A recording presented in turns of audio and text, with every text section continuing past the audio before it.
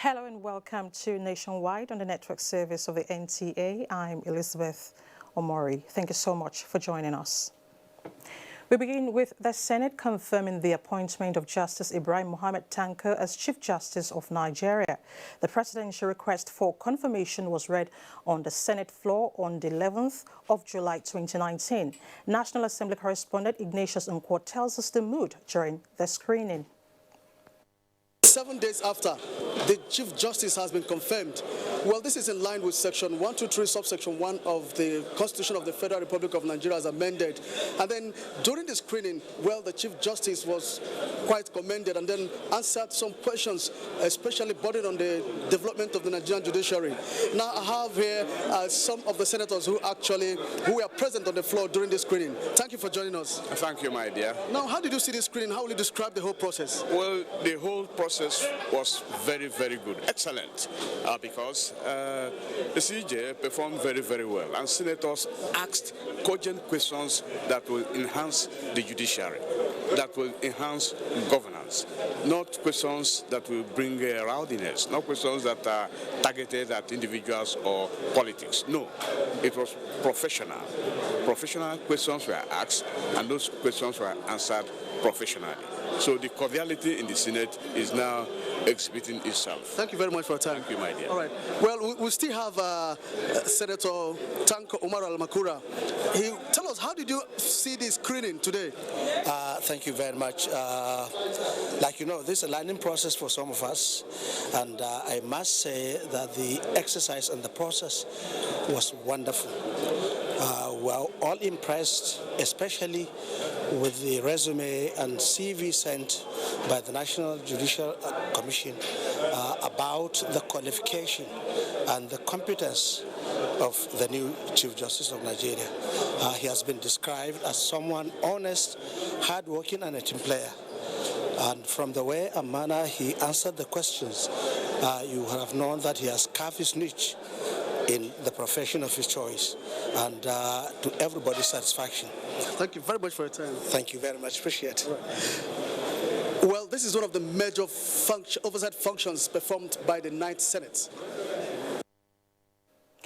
Still on legislative matters, the House of Representatives at Wednesday's plenary urged the Governor of Edo State, Godwin Obaseki, to issue a fresh proclamation within 1 week in line with Section 105, subsection 3 of the 1999 Constitution of Nigeria as amended, stating the date, time, venue, and publish same in any national daily and television station.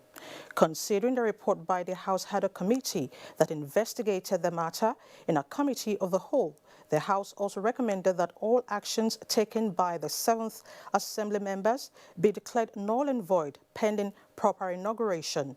The House also recommended that the Inspector General of Police and the DG, Department of State Service, should shut down Edo Assembly and provide adequate security to allay fears of intimidation and threat as alleged by some members-elect. In a situation where recommendations are not adhered to, the House further resolved to invoke provisions of Section 11, subsection 4 of the 1999 Constitution as amended to take over the State Assembly until the situation normalizes. Meanwhile, the House of Representatives at Wednesday's plenary urged the federal and state governments and the university authorities to establish anti-cult vanguard in tertiary institutions to contain the menace of cultism in the society. This followed a motion of urgent public importance by Representative Henry Unwawabu from Imo State. Deliberating on ways to end cases of cultism springing up in primary and secondary schools, the House recommended inclusion of anti-cultism in schools' curriculums, as well as strengthening the National Orientation Agency to live up to its responsibility. The House also urged security agencies to work closely with local vigilante groups and share information that will help to arrest and prosecute the defaulters. Meanwhile, the 7-month Senate had a committee set up to investigate the crisis in the Edo State House of Assembly has pledged to handle the matter with justice and fairness. This was when the committee members visited Governor Godwin Obaseki at the government house in Benin today. Goodluck Enyane reports that the committee visited the Benin monarch after a closed-door meeting with members of the State Assembly at the house. We'll bring you details of this report in subsequent bulletin. And now to judicial matters. The Presidential Election Petitions Court has summoned the chairman of the Independent National Electoral Commission, Professor Mahmood Yakubu, to produce some documents regarding the conduct of the presidential election on February 23, 2019. The 5-man panel of justices led by Justice Mohammed Garba gave the order this Wednesday following a subpoena issued and served on the chairman of the commission on the 15th of July 2019. Dele Atumbi reports. The court summon issued on the chairman of the Independent National Electoral Commission, Professor Mahmood Yakubu, was based on its reminder by the counsel to the PDP and its candidate Atiku Abubakar, Chris Uche, SAN, on the subpoena issued on the commission to avail the petitioners certified true copies of some documents used in the conduct of the presidential election. The subpoena was, however, issued and served on the chairman of INEC on July 15, 2019. Counsel to INEC Usman Ustaz, SAN, told the court that he doubted if the INEC boss has been served, going by their last discussion on Tuesday. Counsel to President Muhammadu Buhari, Wole Olanipekun, SAN, and Lateef Fagbemi, SAN, counsel to the APC, said the counsel that asked for the summons should have followed up on the request in support of their case. Counsel to the petitioners, Chris Uche, SAN, informed the court of the hardship they went through without getting the required documents and pleaded with the court to intervene. As at this Wednesday, the electoral body has made available over 40,000 documents to the petitioners. In the light of this, the court ordered the electoral umpire to make all the documents contained in the subpoena available to read latest by noon on Thursday. The court also ordered the resident electoral commissioner of Zamfara State to produce certified true copies of Form EC8A used during the presidential election.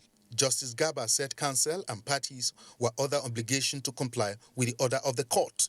This Wednesday marks the 9th day out of the 10 days that the petitioners have to call their witnesses as agreed by all the counsel in the matter.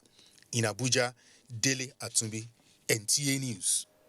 To other matters now, the National Salaries, Incomes and Wages Commission says the federal government is committed to the implementation of the approved 30,000 minimum wage when negotiation arising from the consequential adjustment is completed.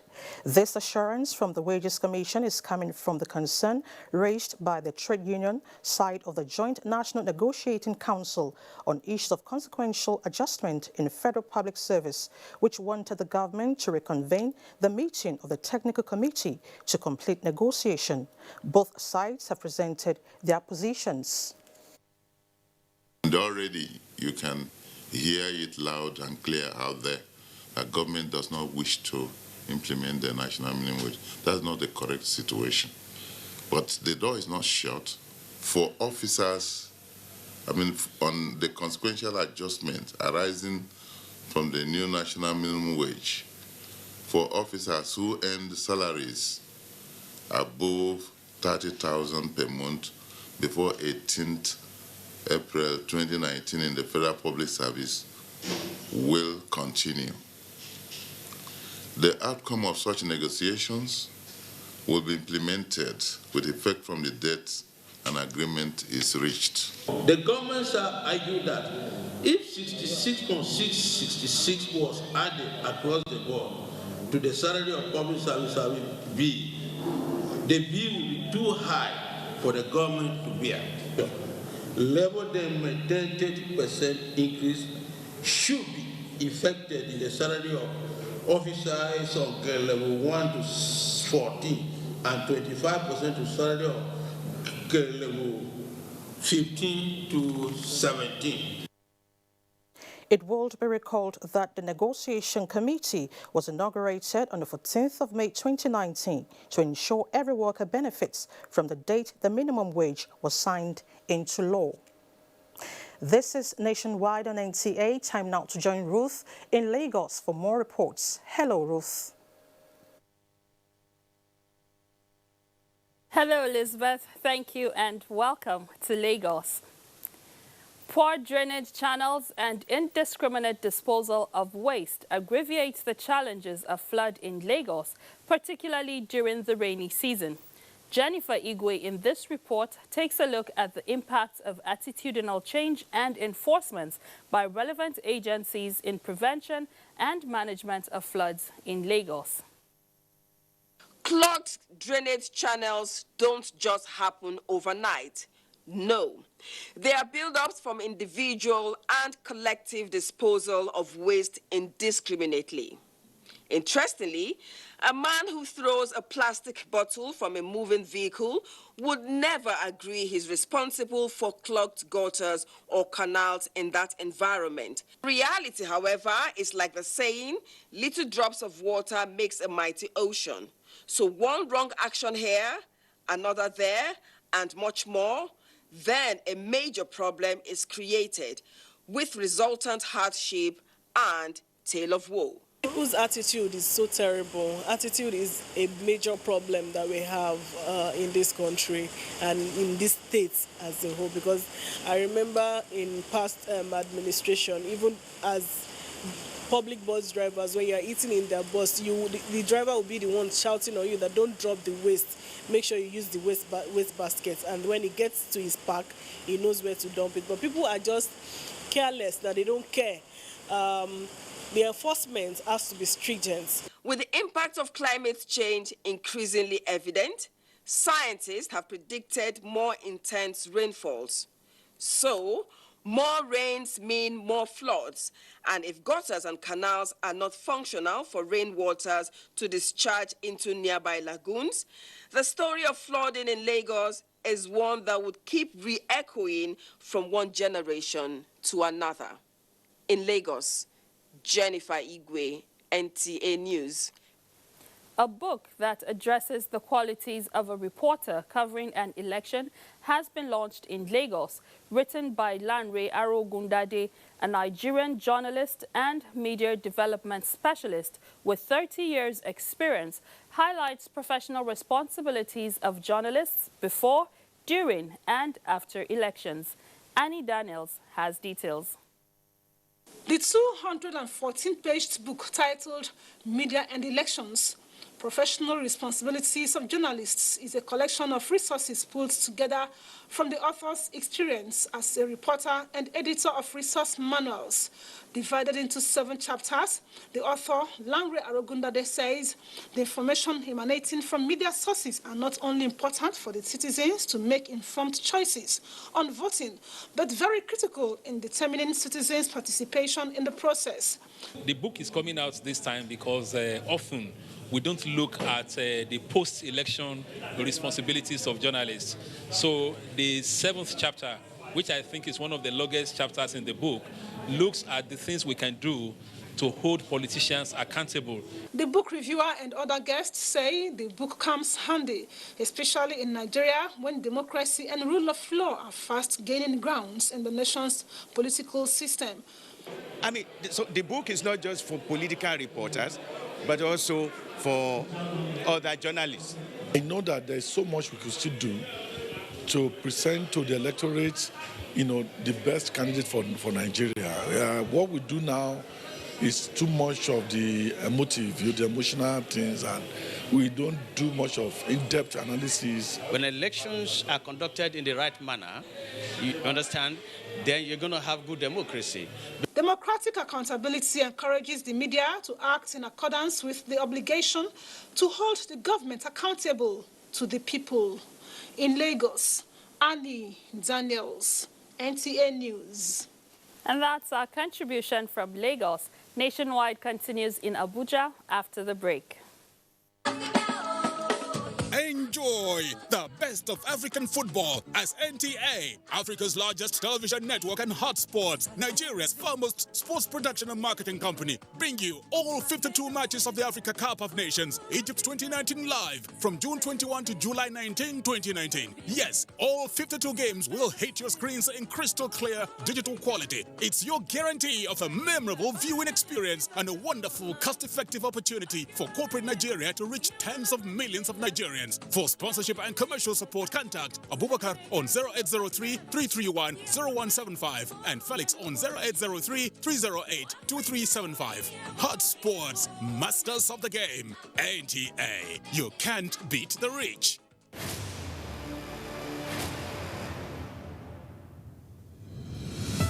I was born and bred in Africa.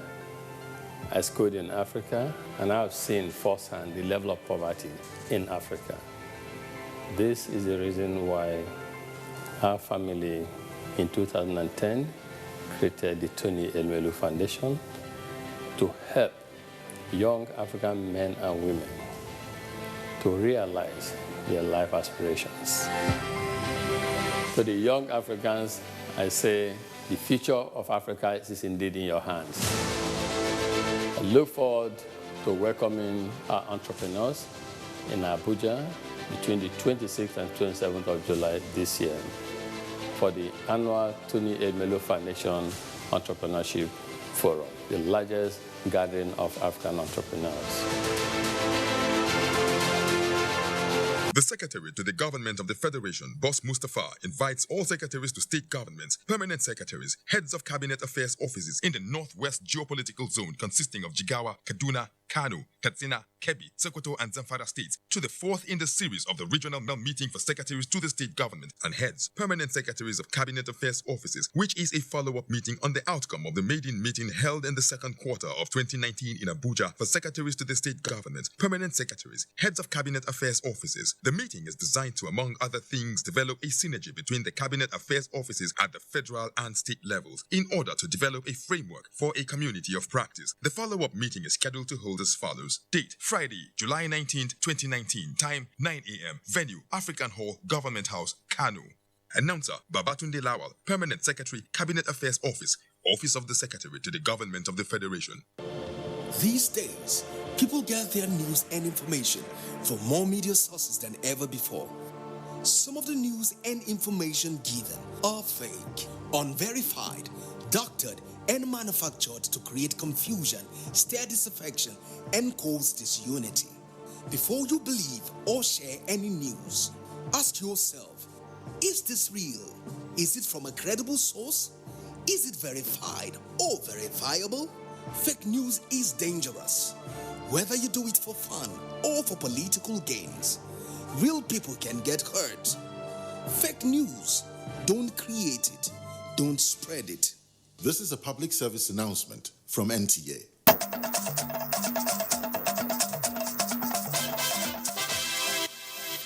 Thanks for staying with us. Now to issue of safety. The regularity of disaster occurrence in Niger requires high-level collaboration among agencies whose mandate is to mitigate and remediate disaster. This dominated discussion at an emergency meeting of the National Emergency Management Agency and the Fire Service, which is aimed at strengthening collaboration for effective management of disasters in the country. Ilyasu Ali Yakubu tells us more. Management of natural disasters has been a Herculean task in the country. This is due to lack of facilities in stemming it and a lack of synergy among the managing agencies. These impromptu visit by the Controller General of the Federal Fire Service, Liman Ibrahim, to the National Emergency Management Agency, NEMA, to midwife collaboration between the two agencies might change the narratives. With firefighting trucks and other equipment provided by the federal government to the fire service, the Controller General told NEMA DG that the agency is battle ready to withstand pressure, being agencies that are almost all the time on the edge. Our primary aim of coming here is fire service is with you 100%.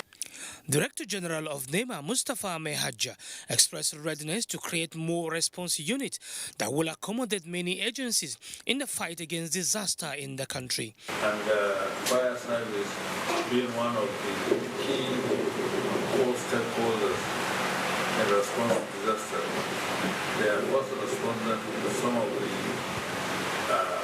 disasters that are known in this country, saving lives and properties. The meeting is coming when NEMA is working to remediate disasters in the country. In Abuja, Ilyasu Aliyakubu, NTA News. Now to aviation. Aviation experts want regulators of the industry to come up with policies that will support local airlines to consolidate on their operations and cover other parts of the country outside the 4 major cities that account for 80% of air services. The guests were analyzing the state of the Nigerian domestic airlines. Ololade Alayaki tells us more. The aviation sector in Nigeria continues to grow as more reforms are introduced to improve infrastructure and make flying more worthwhile. The guests, however, expressed concern that the operations of local airlines is still far from satisfactory because airlines are operating below their capacity and serve just a few Nigerians. We have a very, very extremely high operating cost. Yes, I understand some of the policies is there, but some of the issues is related to the owners itself. I think it's fundamentally important that the policies of government when it comes to certain areas or fundamentals of aviation be looked at. And I think that's a major problem we're faced with today besides everything else. What I expect government to do is to sit down with the regulator and see what can be done about it. We have about 3 to 4 refineries. There's nothing that stops government from refining this fuel in this country so that the cost of operating an airline will drop. While acknowledging the need for more synergy between stakeholders, Director General of the Nigerian Civil Aviation Authority, Mukhtar Usman, noted that Nigeria has recently signed various bilateral air services agreements. So we urge the domestic operators, and we continue to work with them, to take advantage of the potential passenger in Nigeria, because Nigerians are highly mobile. They move a lot. Governments, particularly at the states, were also advised to develop the tourism potentials in order to attract travels in Abuja. Ololade Alayaki, NTA News. And out to trade, the African Continental Free Trade Agreement, recently signed by Nigeria and 53 other countries, has been described as a move which can create vast business economic potential for the country. Guest on NTA's Current Affairs program, Tuesday Live, however, wants the organized private sector to fully explore the trade agreement. Doing Dia reports. The Continental Free Trade Agreement, endorsed by 54 countries in Africa as a strategic policy, is to create intra-African investment, market opportunities and wider trade relations amongst member countries. Guests on NTA's Tuesday Live stressed the need to fashion out a policy framework for proper synergy between the Nigerian Customs Service and the country's trade partners. They also emphasized the need to increase investment in the agricultural sector through public-private partnership, such that will assist farmers expand their production capacity of exportable produce. This initiative is the best thing that has happened to Africa, because today we are going to look at ourselves now and retweak our thinking, our orientation. That means it is not only for the trader himself, but it's also for the manufacturer. It also goes beyond trade to services. The projection by President Muhammadu Buhari to take over 100 million Nigerians out of poverty in 10 years, they say, will be fast-tracked if concerted effort towards reviving the power and security sectors are made. You know, our standard conformity assessment institution, let us make them up and running. Our agricultural produce with very good packaging will go a long way, not only in Africa, even outside Africa. With the agreement now at its harmonization stage, guests on the show believe that this policy, when implemented, will help the federal, states, and local governments, as well as entrepreneurs, boost their income generation, as well as address the massive unemployment in the country. In Abuja, Domi, Dia, NT News. And still on a trade agreement, ahead of the commencement of the African Continental Free Trade Area, Nigeria is perfecting strategies to curb duty evasion, smuggling, and lack of information on import and export goods and services along its borders. To this end, the federal government plans to establish transnational and regional markets in different parts of the country. Moplan Dakok reports. With so many informal business activities going on along the Nigerian borders, with resultant revenue losses, the federal government is making efforts to restructure and formalize such transactions by building transnational and regional markets in each of the geopolitical zones of the country. One of such proposed markets is the 223 hectares Babana Transitional Market located in Niger State, north-central Nigeria. This high-level meeting of stakeholders on the Babana market is to map out programs and strategies for the actualization of the project. Just as we are committed to making sure that these things are carried to the highest level of discussion and direct activities. You are the border, in the border towns and leaders that are responsible for maintaining peace and orderliness will do all that and require of you to make sure that our country is safe. The belief here is that Babana Market and others like it will facilitate wealth creation, reduce smuggling, and help mainstream informal trade into the national economy. In Abuja, Moplan Dakok, NTA News. Now to communications. The Nigerian Communications Satellite Limited, NICOMSAT, says it is set to penetrate markets of some African countries to enable Nigeria maximize return on investment on satellite connectivity. This was made known at a strategic business forum between NICOMSAT and channel partners in Abuja. Adebola Brooksland Sunday reports. Records from the International Telecommunication Union, ITU, reveal that the communication satellite market is dominated by major players not based in Africa. With the number of internet users projected to hit 200 million in Nigeria by the year 2023, the need to accelerate investment in the digital economy to bridge the gap between Africa and the rest of the world formed the thrust of the Strategic Business Forum. Executive Director Supply Services, Mohammed Abubakar, affirmed that NICOMSAT remains the flagship of the industry in Africa with the state-of-the-art facility. NICOMSAT has footprint in all the West African sub-region. So our strategy in reaching out to the African countries is to actually step up our publicity. Just recently we acquired a new dialogue hub, which is more robust in terms of technology. It is the latest technology for providing internet services to our rural areas. Ghanaian telecommunication experts Adolf Pesese is one of the partners and focal persons NICOMSAT is collaborating with for the penetration. It's just a matter of populating those footprints, and then Nigeria can be able to serve the entire of Africa. You already have what we call undersea cables coming to the country. So when it comes to interconnectivity with countries or uplink to international streams, you already have it. NICOMSAT 1R was relaunched in 2011 and has been in orbit since then, with a view to launch another for efficient service delivery. Adebola Brooksland Sunday, NTA News. This is Nationwide on NTA. Time now to link up with Abubakar in Maiduguri for more reports. Hello, Abubakar. Hello, Elizabeth. It's good to see you, and thank you for joining us in Maiduguri. Borno State government has presented foodstuff and cash donation to the Prefect of Difa, Niger Republic, to enable the government cater for the welfare of internally displaced persons from Borno State taking refuge there. Jadwa John Jesni reports.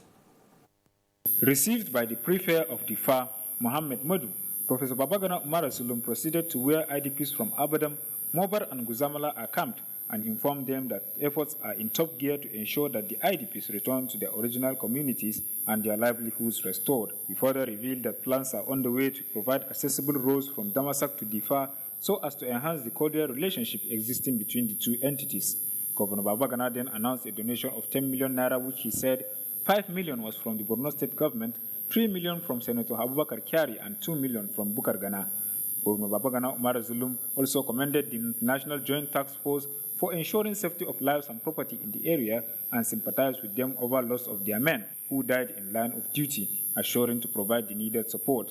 Prefect of Difa, Mohammed Madu, thanked the governor for according much priority to the welfare of his people, urging the IDPs to feel at home as the Niger government will ensure that they lack nothing until they are set to return home. In Maiduguri, Jedwajon Jesini, NTA News. The newly promoted General Officer, Commandant 7th Division, Nigerian Army, Major General Abdul Malik Bulama Biu, has called on remnants of Boko Haram terrorists to lay down their arms and surrender to the military, warning that refusal will amount to sustained military onslaught against them. The GOC made the call in Maiduguri shortly on arrival from Abuja, where he received an award and accelerated promotion by President Muhammadu Buhari. Memuna Garba completes the story. The award and accelerated promotion of Major General Abdul Malik Bulama Biu by the President was for his extraordinary feats, courage, exemplary leadership, loyalty, and uncommon commitment in the counter-insurgency operation in the Northeast. With the promotion, the GOC, who was in acting position, is now substantive GOC 7th Division. Major General Abdul Malik Bulama Biu said he came with renewed vigor, hence the need for officers and men of the division to redouble their commitment toward routing the insurgents and restoring lasting peace to the region.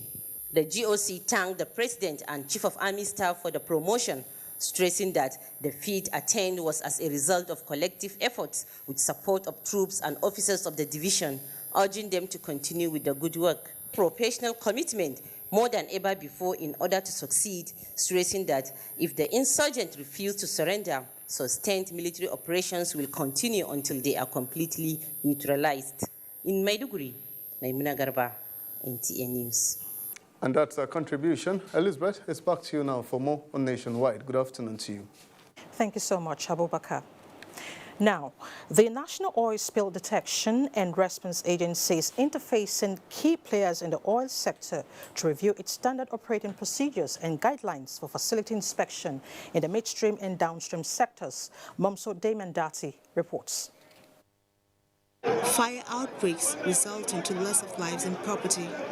Contamination of water translating to waterborne diseases with negative effects on aqua activities. Adverse effects on farming activities are some of the consequences of poorly managed oil activities. The fact that all these are taking a toll on the environment and accounting to climate changes make the Nigerian government to join the global effort to address this. The National Oil Spill Detection and Response Agency is taking the lead in this regard. We will add value to whatever we come to do with you by way of how your operations can be safer for your staff, safer for the environment, and safer for Nigerians. We also guide you on what we have in the statutory instruments that we'll be using to monitor your operations and to which you have to comply with. Plead for a synergy between your agency, Federal Ministry of Environment, Department of Petroleum Resources, and the state environmental agencies, so that in the course of each of you carrying out your duties, it does not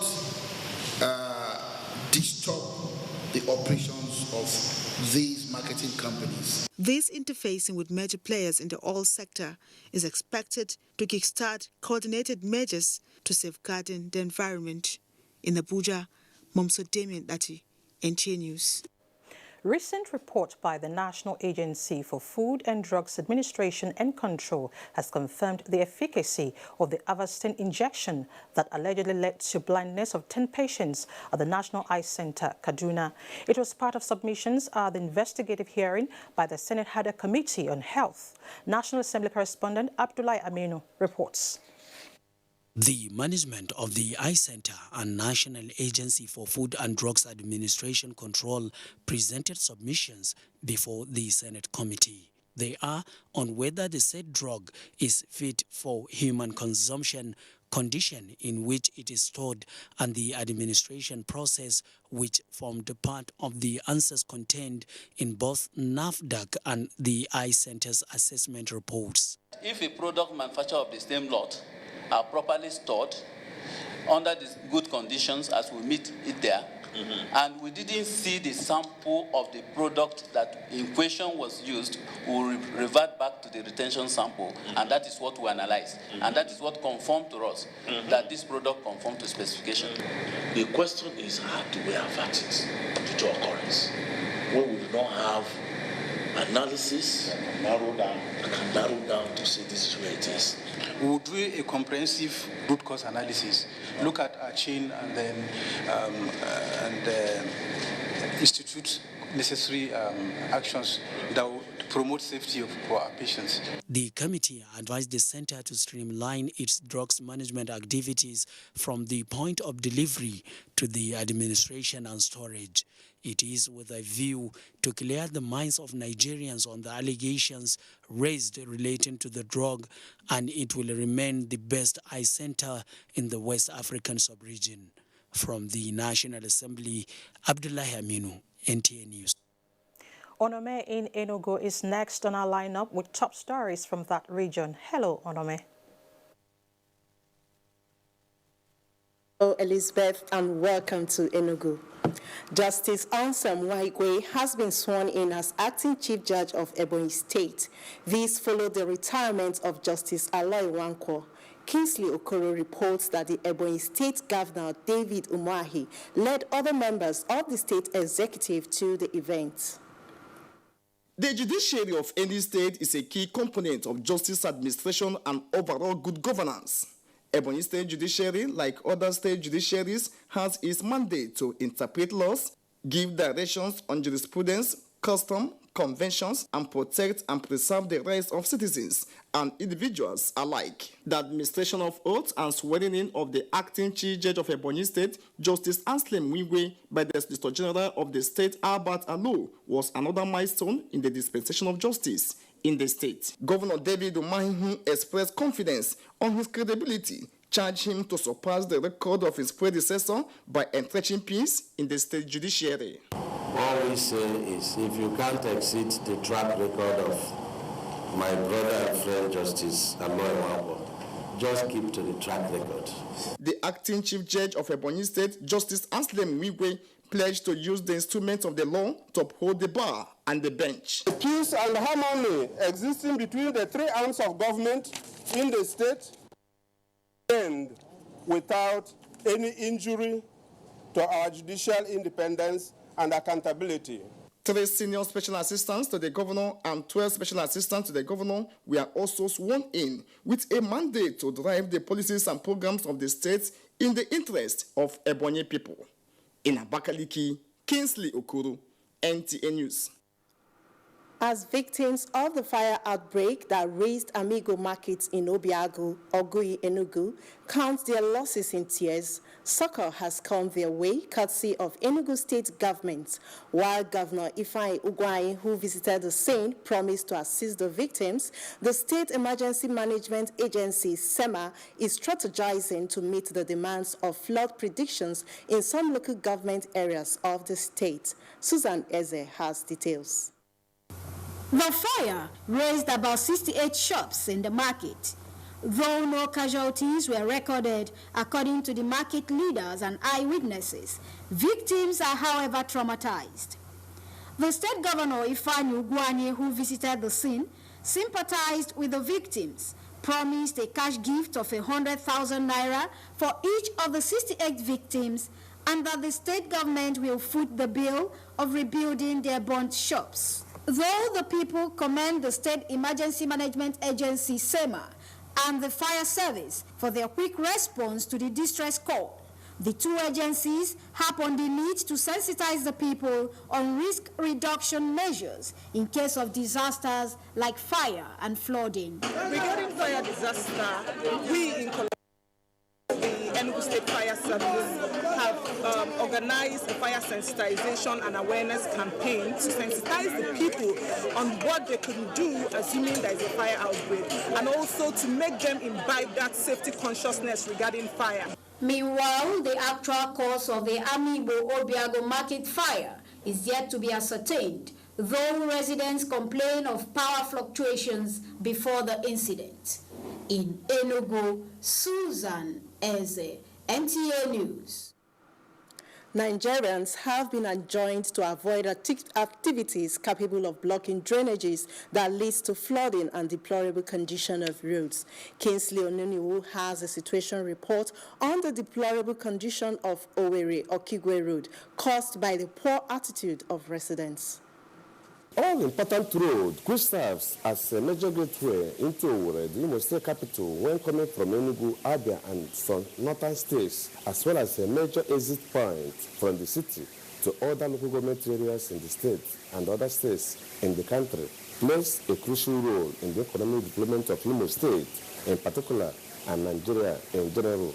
Regrettably, the pains motorists and other users are passing through in assessing the economic acrobacies of the road is better seen than told, especially this period of the year. Always we used to go and fix our keke because it used to spoil it. The road has been like this. It's a recurrent decimal. Every year it turns out. I don't know who gave an approval, a building plan approval to the filling station and some other structures around that area. Blocked the drainage. We try to bulldoze the place to grade the area, at least to allow for easy flow of traffic. We also appeal to the road users to be patient with government as the road will soon undergo serious rehabilitation into the Imo State capital. Kingsley Onuniwu, NTA News. That is our contribution from Enugu. It's back to Elizabeth in Abuja for more on Nationwide. Thank you so much, Onome. Now, to security, the Nigerian Air Force has appointed new branch chiefs, redeployed 2 air officers commanding and other senior officers as part of routine exercise aimed at ensuring operational efficiency. The newly appointed branch chiefs are Air Vice Marshal Napoleon Bali, who is now the Chief of Policy and Plans, and Air Vice Marshal Paul Dimwina, who is now the Chief of Communication Information Systems Headquarters, Nigerian Air Force. The new AOCs include Air Vice Marshal James Guani as AOC Special Operations Command, Bauchi, and Air Vice Marshal Charles Owo as AOC Tactical Air Command, Makudi. Also redeployed are various senior officers.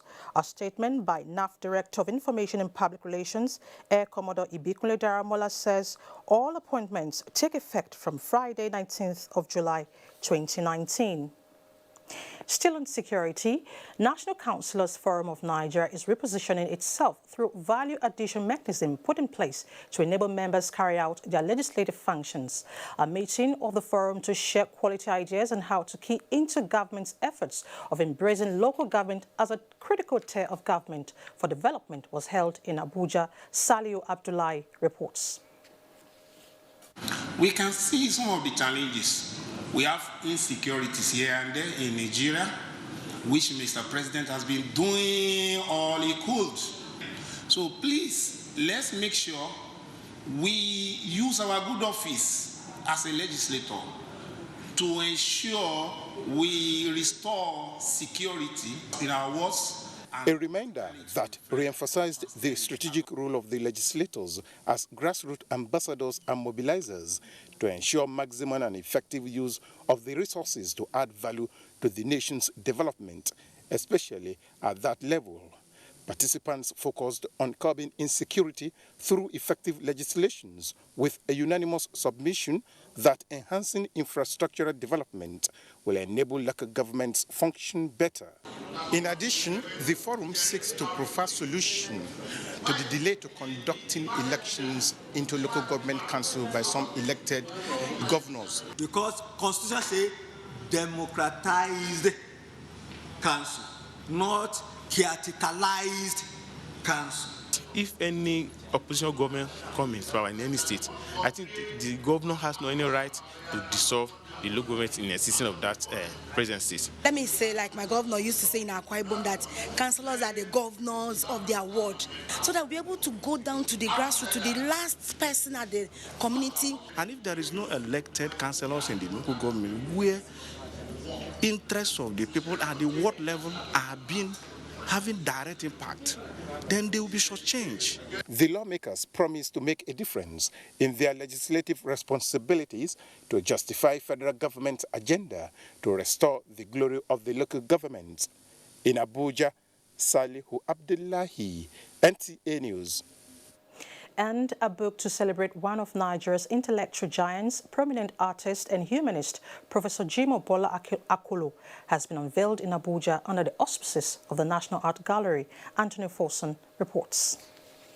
Born in September 1935, Professor Jimoh Bola Akolo, a pioneer art educator, seasoned scholar, and an astute administrator, has traversed the world of art, leaving these paintings on display as part of his works.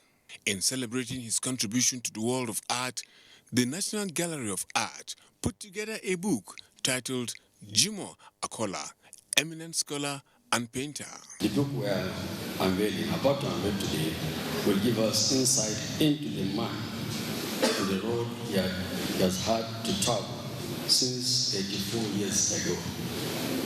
There were goodwill messages from the representatives of the head of the Civil Service of the Federation, Winifred Oyoita, and Permanent Secretary, Federal Ministry of Information and Culture, Deaconess Grace Isugekwe.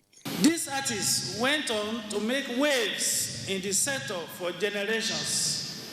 His works have contributed and still contributing to the country's art masterpiece, which has grown exponentially. Acting Director General of the National Gallery of Art, Simon Ikwarakonya, also doubles as the author. Many of his artworks are available here for us to view. Highlight of the event was the inspection of the exhibition by dignitaries led by the Etsunupe.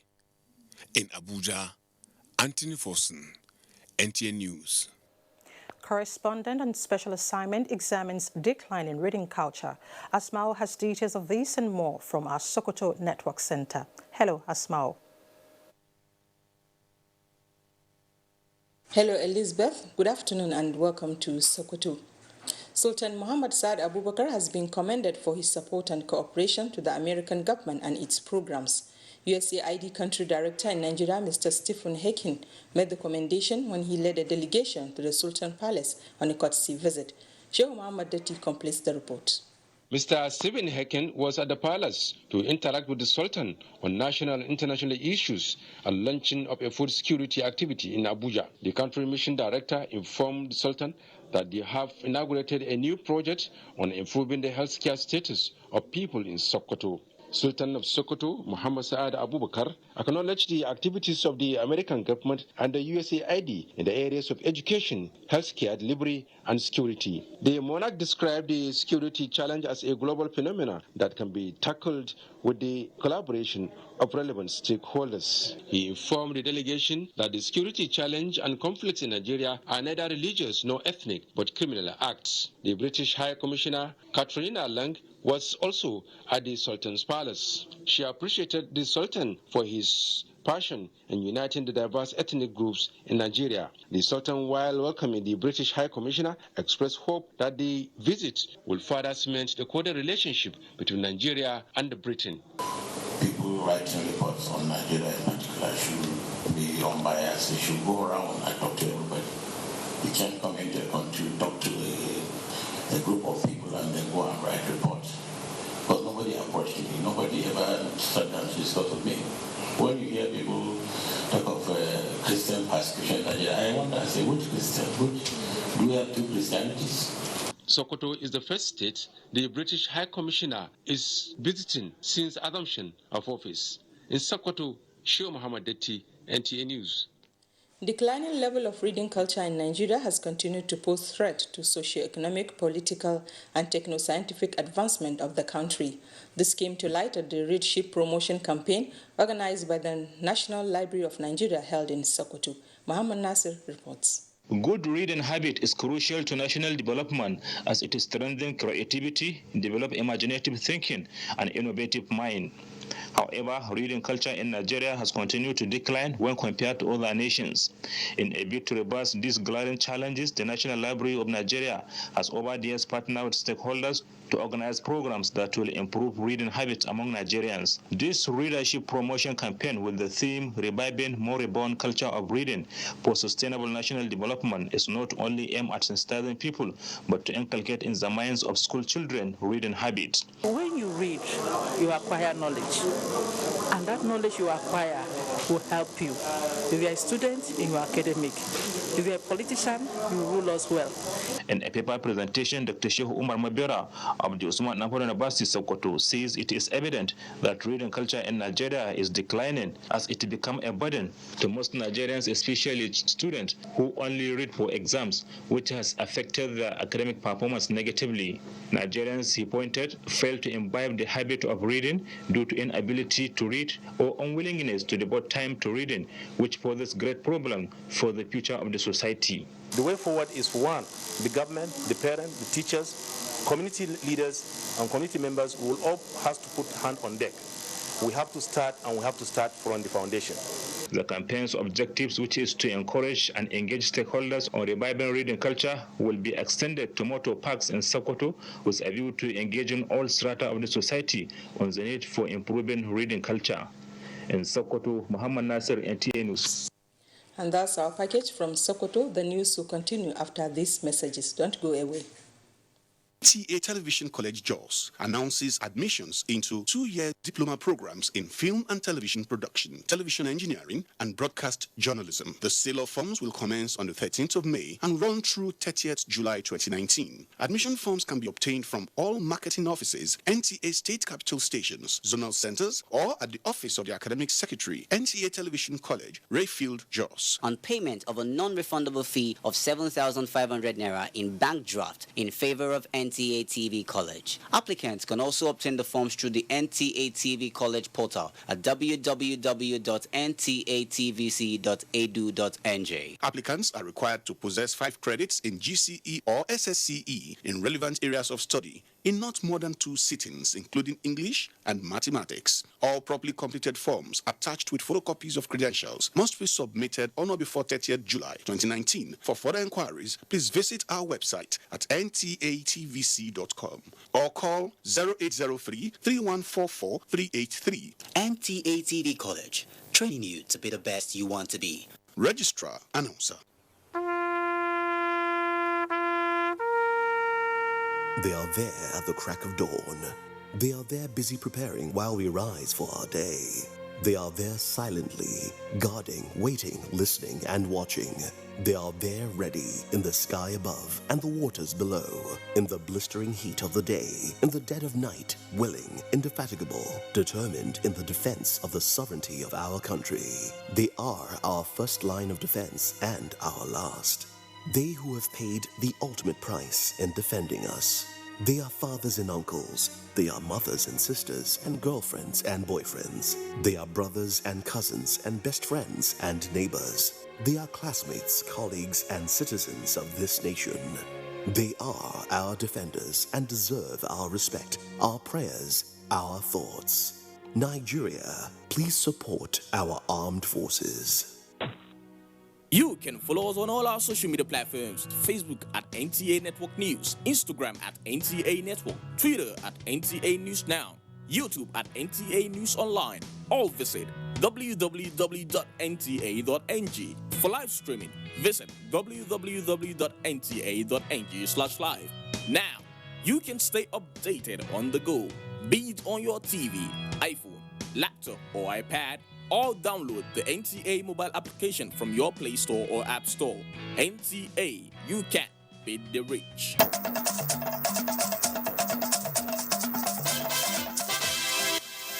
Thanks for staying with us. And now to sports. The Super Eagles of Nigeria and Team Tunisia are set to do battle as they face off in the third-place playoff at the Africa Cup of Nations. Daniel Adere brings us a review of the match.